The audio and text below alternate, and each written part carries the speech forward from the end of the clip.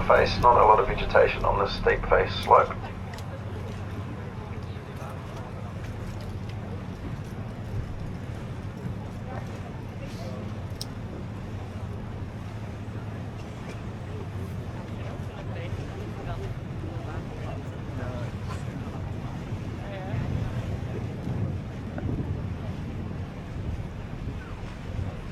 When it does rain, there is a group of waterfalls along here called the Four Sisters. Pretty much dried up, but there is one in front of us with a bit of a rainbow happening. Just above the waterline, about 20 metres. Now if you come down from that rainbow to the surface of the ocean and move slightly to the right, you can see a white vein of quartz coming out of the ocean beside this waterfall. This kind of vein of quartz is what early gold prospectors would look for, 30 centimetres or greater in width, with the presence of two other metals in the rock nearby, namely iron and copper.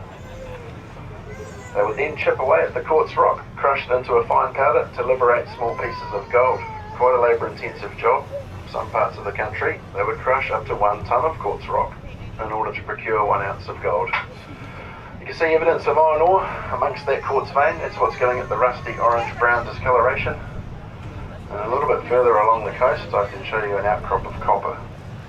But copper and iron associated with veins of quartz 30 centimetres or greater in width were 2 geological clues that early prospectors would use.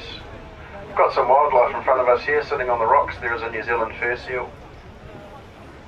These were the focus of the first European that came in here, was a sealing captain.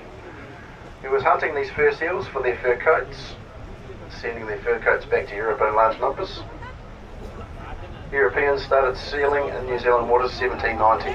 By 1850, they were struggling to find a fur seal. Just about wiped out the entire population in 60 years of operation. Fur seals have a double layer of fur, a coarse layer and a fine layer. This was much to their demise. They were hunted for their fur coats. Fur coats were sent back to Europe.